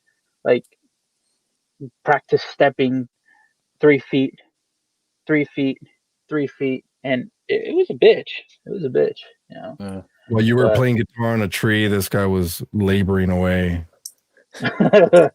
We were like, "What the heck are the football players doing on the marching band field?" That's what we used to say. I play football. Give me a ball. Our teacher used to say, "It's like this isn't football, all right? This isn't like stupid football. You're not out here to learn how to. Oh, give me football. I run. You're doing this shit." It was he was like committed. And we had 2 or 3 guys from the actual football team that were brave enough to go join the percussion section at the marching band at our school, and we were all shaking our heads, going, "No, we're not doing that. That's too hard, man." And they're like, "Come on, man! I still have energy after practice." I'm like, "How the fuck do you still have energy after practice, dude?" That was the toughest part. Percussion. Over the years, goddamn it. That was a tough part right there. Playing percussion. I learned drums because my friend was the drummer in the high school band. He had like an old Tama set. The Tama Rockstars? Yeah, he had a Tama set, and it was in his room, and I would bang on that thing every day until I could come up with my own beat. Once I came up with my own beat, like the rest was history. But I play drums left-handed, so it looks a little different when I play. There's something very unique about Devin. Like he hit the hi-hat with his left hand. Yeah, I play like this. It was right. But I keep the ride on my left. I can't. It doesn't work. And I even tried to set my drums up as a left-handed drummer would, like perfectly. Like example would be the drummer for Hanson. I know that's kind of gay, and don't ask me why I know that. That motherfucker was bad though. But I tried setting it up that way, and like my brain wouldn't. He's like, "Nah, you've already learned this way." So wow. Yeah. Anthony, to answer your question, it was Carlos Carrillo and Sean Curry. He just wrestled. He didn't play football, but he did track and wrestling. And I'm like, dude, how do you guys have energy after this shit? But because I remember in the late 90s, I began my godmother bought me a 5-piece drum set. Remember I got a 5-piece drum set, Roger, and it was in the apartment blasting away. Then I thought you got that from your neighbor, the corner. No, that was the other one. You used to go over to his house and play it. I heard it, and he said I could keep it for as long as I want, but I didn't know he wanted it back, so I just kept it. Plus, he sucked, and I didn't. Yeah. So I started setting up at the amphitheater at school because I didn't have a 6th period. I wasn't playing sports anymore. And I was just jamming away. And I remember the very first song on drums that I learned, Devin, believe it or not. Mm-hmm. Do you remember a band called Orgy? Vaguely. No. They did a rendition of Blue Monday by Depeche Mode. Mm-hmm. Is it Depeche Mode? How does it feel? Oh yeah, yeah. Is that Depeche Mode? It is, right? I don't think so. No, I think it's New Order. New Order. Yeah. New Order. And look at Rod. Orgy was whack. I learned that. Yeah, it is New Order, but I learned their rendition of the New Order track because the guy played an electric drum kit, right? And I'm like, oh, this sounds fucking different. I'm like, all right. So I played that song. I'm like, all right, I got this shit down. And then my friend's like, well, why don't you learn this? So he hands me a Punkin' Drublick, and I learned the entire fucking album, dude. And that's when I'm like, oh, so this is what you do with punk rock. And then people are looking at me like, you can play like that? I'm like, yeah, what's so hard about this shit? And then Nice. that's when I told them, I'm like, this is easy shit to play. Oh, can you play something easy, better? And I'm like, let me put this CD on. And guess which one I put on? Now, to this day, I cannot master that whole fucking album. I'm gonna guess something Nirvana, maybe. The first album. It was released in 1997. That's still ambiguous. That was one band that nobody in SoCal really kind of like didn't know about until later, till they got way more popular, more mainstream. But I tried to learn that because I don't know if this is a pretty not well-known fact, but Madonna is the one that signed him to Maverick. Madonna had a label for a long time, and I guess one of her reps discovered the Deftones at a show. The Deftones. Under Madonna. They released this album called Adrenaline with famous producer Terry Date, who did fucking, I can't even begin to list the shit that he's done. But the remember that song Bored that I sing with Steel Rod, Roger? You know, Rod's here on the thread. You sing a lot of music with them, dude. Yeah, but that one I actually sing, but it's not singing. It's kind of like emotional, kind of like moaning. I'm just saying, usually by the time they let you sing, we're already drunk. So I'm like 13 beers deep, dude. And yeah, so how can I remember most of that shit? But because I do. There's times that I go up there, I'm like, well, what, don't remember the lyrics. Who's the band you do Bulls on Parade with? That's Steel Rod. That's Rod here in the comment section. Yeah. Okay. And I started doing that karaokeing, but when I started discovering that this band back in 2005 actually did it live, I'm like, oh, okay, I could jam out on this. But they already had a Rage Against the Machine tribute band with a guy named Eddie. And I remember one time they were scheduled to play the Fistful of Steel show because that was a cover band, and the guy couldn't make it to this place called Marty's in Highland Park. So Rod calls me up. He's like, hey, I need you to learn all these songs like in the next hour. Shit. And I'm like, oh fuck, dude. I'm like, can I take my phone and just read the lyrics? So there was a couple of times where I had to read the lyrics off my phone, but 16 months later, it didn't matter. We killed it. Yeah. That's and then of course, back in the 90s, I learned that album, and I learned, believe it or not, the hardest song for me to learn from beginning to end, like verbatim, dude. It's the easiest song in the fucking world, and I'm just like, fuck, okay, like I gotta learn how to vibe this shit. And it's a classic rock song. Can you guess what it is? Kashmir. Damn, you're pretty good, man. All right. Well, I just knew what you were talking about. You know Kashmir, right? Yeah. Roger from Led Zeppelin. Maybe, if you hum a few bars, yeah. It's easy. It's easy, but it's not. No, it's just the way John Bonham, one of the greatest drummers of all fucking time, played it. Yeah. And I've heard, I would hear newer renditions in the 90s of it, and I'm just like, no, like, this isn't how you play it, man. It's like a really, about feel, Roger, and how it's not what you play, it's how you play it. Yeah. It's Exactly. Yeah. the issue I had with that song. Like, it sounded too much like the P Diddy version. Then it wound up in the Godzilla soundtrack in the late '90s. With Tom Morello. Yeah, Nadia. Good night, Nadia. Oh, good night, Nadia. But I mean, don't get me wrong. That 90s version of Kashmir, I loved it without P Diddy in it.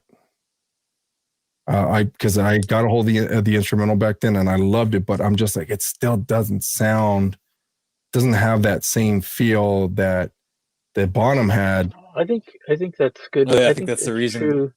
Led Zeppelin never went with another drummer. Yeah, I think it's honestly true with like a lot of music that was covered by, future bands or bands later on, I mean, you're talking about this, I think about one of the greatest Bond themes ever, and it's been the most popular theme ever because of Guns N' Roses. And that's Live and Let Die.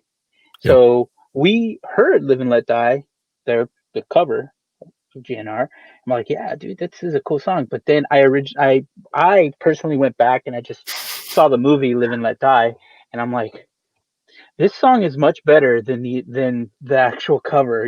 This song's like a whole lot better. Paul McCartney does a fucking awesome job with that song. And like, why do people like the other one when the original one is like a whole lot better? So I totally agree with what you're talking about.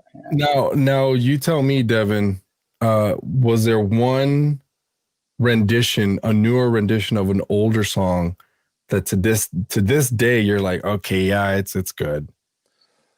Because I know Roger's a stickler for that shit. He's like, no, the original's better. No, the original's better. You know what? No, the original's better. I really like Stone Temple Pilots version of Dancing Days. Yes, because it's different. Very good version. It's different. It's in their own style. Like when a band, like for example, when Weezer covered Toto. When Weezer covered, I mean, the newer one that just came out too long ago. It's like you're just trying to make it like the way they did it. Yeah. You know what I mean? It is. I mean, there's a little more distortion because Rivers likes that heavy fat distortion sound. But apart from that, like it didn't stand out in any way. If you take a cover and you make it into your own style, that's what I like about covers. Like I really like the good example. Very good choice, man. Good example. Mm-hmm. Very. So Dancing Days by STP was cool because it was like done on bongos and shit. What else? I think one good one, The Sound of Silence. That one by Disturbed. Yeah, that one was good. It's a very good edition, actually. Yeah, because they made it their own. Yeah. You know what I mean? They made it into a Disturbed song. Yeah. And there's a live version of him harmonizing with another dude. I forget what his name was, but sounds. Dude, I'll give epic. You one song that to this day I'm like, fuck, man. These guys always kill it with their originals, man. Original covers, I would say. Bob Seger, Silver Bullet Band, Turn the Page, right? Covered by Metallica. Yeah. Okay. Yeah. I'm like, God damn. They have that one in a Thin Lizzy covered Whiskey in a Jar. Mm-hmm. That one. And then this is all in the Garage Days, Garage Inc. Double CD, because they had a Garage Days CD before that, and they covered like Queen. They did Stone Cold Crazy by Queen. Mm-hmm. That was pretty badass, but they make it their own rendition of the song, which is kind of the point. Like for example, what was that? The cheesiest thing I've ever seen was during the MTV Icon. I think Roger remembers this. the MTV Icon show with Metallica, when they had everyone play their own versions of the covers. Right. The cheesiest one I saw, of course, was Snoop Dogg trying to sing "Sad but True" to a backing track. But it was, believe it or not, two versions. There's two songs that I was like, wow. One of them was Limp Bizkit's rendition of "Welcome Home Sanitarium." And no, you're laughing. It's fucking amazing. Yeah, no. Well, they cover, what's another song they covered? Oh, Faith from George Michael. Didn't they cover Nobody Knows What It's Like? Behind Blue Eyes. Yeah, but they didn't. I don't think it started off good, and then it kind of went into like a weird electronica. Yeah, that's DJ Lethal trying to throw his. I always thought Metallica should cover Behind Blue Eyes. I think it would sound fucking awesome if they did it. And then that same show was Korn's rendition of "One" by Metallica, and that, okay, I was like, okay, they won. It was that good. Pardon the pun. Yeah. Because it's like, oh shit, like, first and foremost, it's Korn. No one sounds like them. People tried, but no one sounds like them. And and it's a great fucking rendition of that epic fucking song, dude. And what did Robbie said? What about Nirvana's unplugged version of "Where Did You Sleep Last Night"? That's some drinking, bro. And it's a Tuesday, late Wednesday, man. Early Wednesday. My girl. That's deep, man. Deep. Mm-hmm. But well, anyway, gentlemen, we hit the hour and 56-minute mark. I know we can go on forever, but our listeners can't. I know, and I know a lot of them are gonna watch the replay tomorrow. Thank you again, gentlemen, for being on. We will revisit this again because apparently there's just a lot of shit we haven't really. We still haven't covered our part 2. The surface, dude. Touch of the iceberg, man. Just a little bit. Thank you again, guys. We just put the tip in. That's it. Because you got to spit on it to get it all the way in, dude. Look at Roger. He's like, no, I like it dry. All right, folks. Thanks for joining us. Peace out. Be safe. Man. Stay safe. Wash your hands. Cover your face. A lot of you do have to cover your face because you ugly. You're ugly. Your mama said you're ugly. And yeah. Yeah. Yeah. All right. Peace out. All right. Late.